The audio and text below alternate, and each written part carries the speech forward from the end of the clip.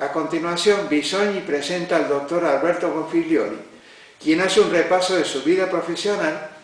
y describe desde la perspectiva de su experiencia el panorama de la ciencia, particularmente la física, en la Argentina y en el contexto internacional a mediados del siglo XX.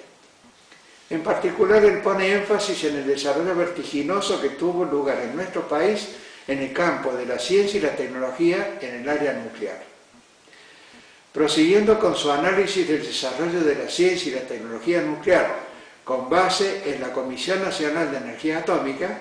Bonfiglioli hace notar que esto forma parte de un desarrollo de la ciencia en general en nuestro país, con un marco más general, en el tiempo y en las disciplinas.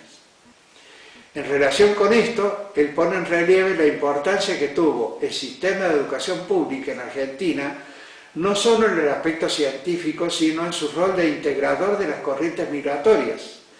pues la sociedad estaba compuesta entonces por muchos inmigrantes cuyos hijos se educaron en la escuela pública.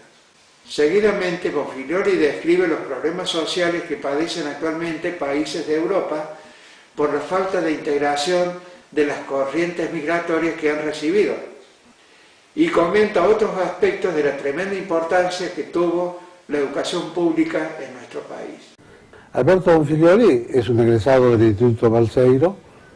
Luego de egresar en el año 1959 del Balseiro, en ese entonces se llamaba Instituto de Física de Bariloche, Alberto hizo su doctorado con el profesor Guigné en París y a su regreso se integró a la gerencia de tecnología,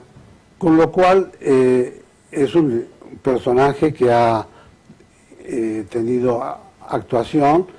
en las instituciones de las cuales queremos hablar en este ciclo de entrevistas, que son el Instituto Balseiro, la Gerencia de Tecnología y su relación con otra institución muy importante para nosotros, que es el Instituto de Matemáticas, Astronomía y Física de Córdoba. Todo esto se encuadra en lo que ha sido en la década del 50 al 60 y posterior, el inicio en la Argentina de la actividad de investigación en metalurgia física, tanto en la Gerencia de Tecnología como en el Balseiro y como en el IMAF.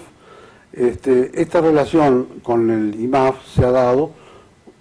entre otras cosas, por la excelente relación personal que existe y existió entre Jorge Sábato y Alberto Maiztegui. Así que todo esto se encuadra dentro de un proyecto más amplio y por eso creo que es muy importante que hoy Alberto nos dé sus impresiones, reflexiones y visión de cómo fue aquella época y cómo se encuadra dentro de la evolución general de la investigación y el desarrollo científico en la Argentina. Es importante lo de Alberto porque Alberto en el año 78 salió de Argentina y ha tenido desde el 78 hasta la fecha, ya van más de 30 años, una actuación muy importante tanto en Inglaterra como en Italia en el campo de la ciencia y la tecnología. Así que esto le permite, en base a esta experiencia, estas vivencias personales europeas, tener también, y sus experiencias y vivencias en la Argentina, hacer que sus reflexiones y comentarios y transmitan una visión mucho más amplia de los que tenemos, los que nos hemos quedado en la Argentina todos estos años. Así que Alberto, adelante. Mi visión sobre Argentina no está actualizada. Hace casi 35 años que me fui, aunque siempre mantuvimos algunos contactos, en particular con vos, pero no está actual. Así que yo me voy a referir a la experiencia argentina de la que hemos vivido nosotros, pero comparándolo con las experiencias que uno vivió en otros lados y tratar de sacar con eso algunas conclusiones para la situación que estamos viviendo actualmente, particularmente en Europa, donde el mundo parece haberse dado vuelta. Lo que era el mundo desarrollado ahora es el que está en fuerte crisis y en cambio está creciendo fuertemente lo que era el mundo que se llamaba subdesarrollado. Entonces este sería mi punto de vista. Por lo que concierne la experiencia mía en Argentina, es una experiencia formativa, de la cual ya hablaste del Instituto Balseiro, Después hay una experiencia profesional que uno hizo, ante todo, con la tesis de doctorado en Francia, donde pude trasladarme con una beca de la OIA primero y con una beca Joliot Curie después, y al regresar me incorporé a la gerencia de tecnología, donde pasé 10 años, desde fines del 63 a fines del 73, 10 años justos. Después, otra experiencia importante en Argentina ha sido cuando fui a trabajar a la empresa Loar, donde también estuvimos juntos, y al final de esa experiencia, en enero del 78, emigré, pero ya había dejado mis trabajos de investigación básica y me había dedicado a lo que hoy llamamos gestión de la innovación,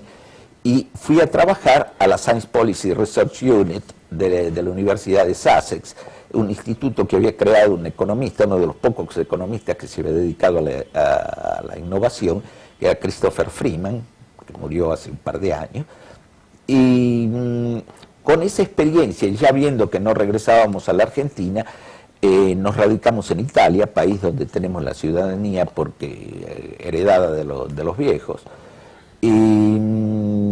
aquí me he dedicado siempre a la gestión de la innovación, tanto a nivel gerencial, en grandes grupos industriales, y después en la programación nacional y en el Ministerio de la Universidad y de la Investigación Científica, que hoy no existe más. También he dedicado una parte del tiempo a la enseñanza universitaria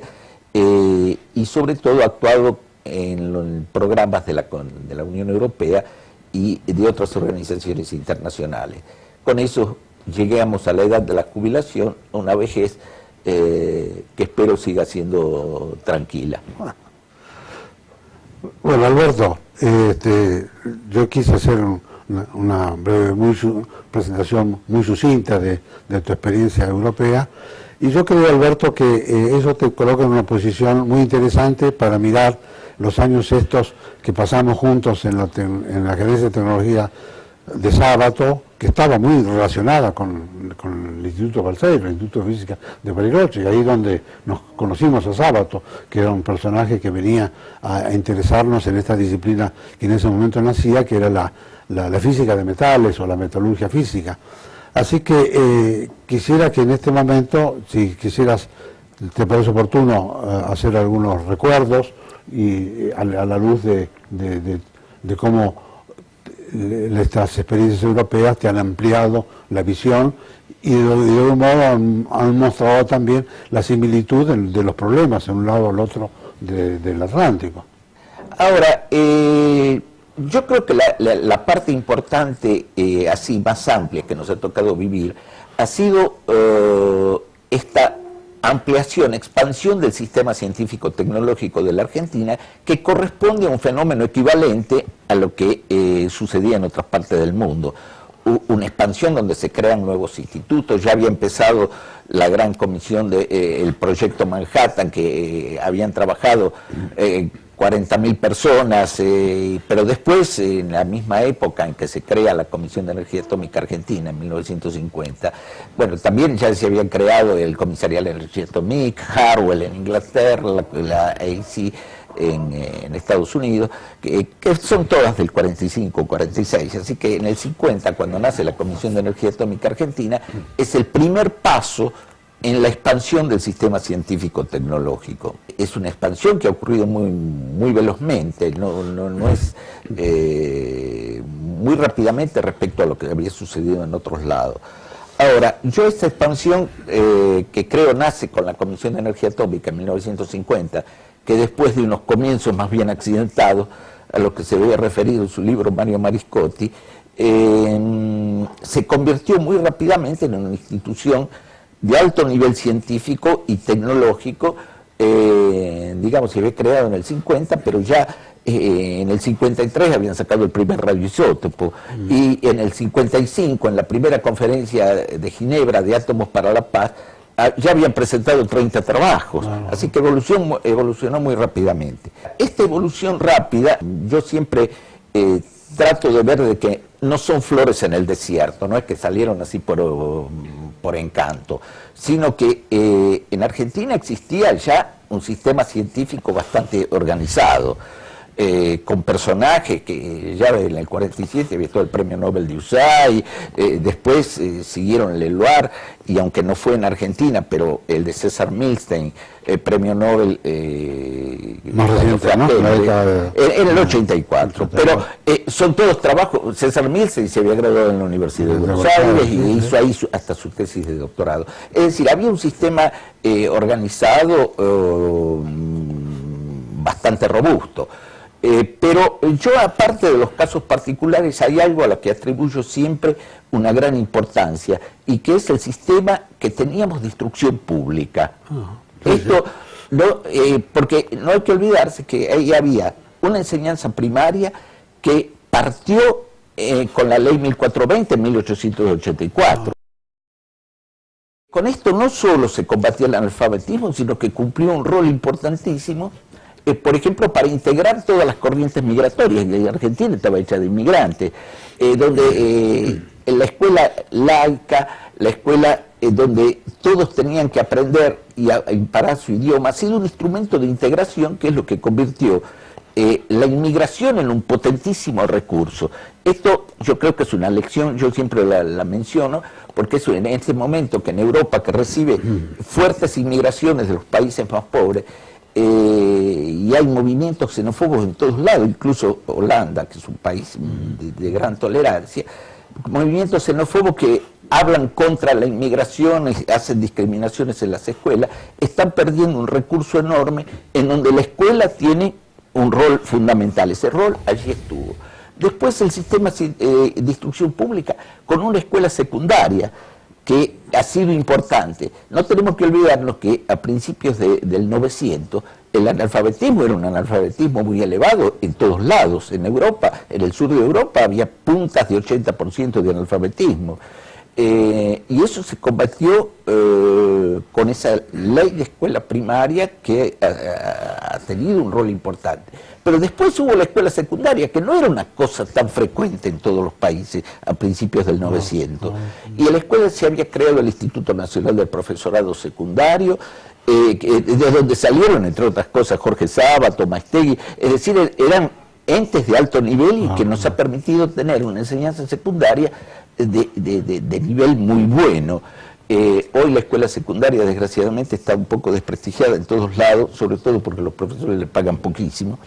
pero ha tenido un rol de gran importancia. Y después, en los años 40, ya había 6 universidades. La primera de 1613, que era la de Córdoba, después tuvo la de Buenos Aires en 1820, creo, porque era la presidencia de Rivadavia, pero después, en el 40, ya estaba La Plata, Tucumán, Cuyo.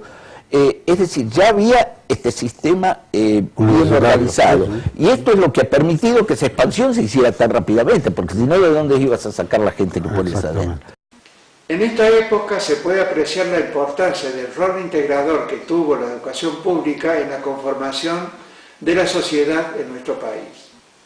Esto se pudo apreciar en el año 2015, cuando ocurrió el atentado a la revista Charlie Hebdo en París.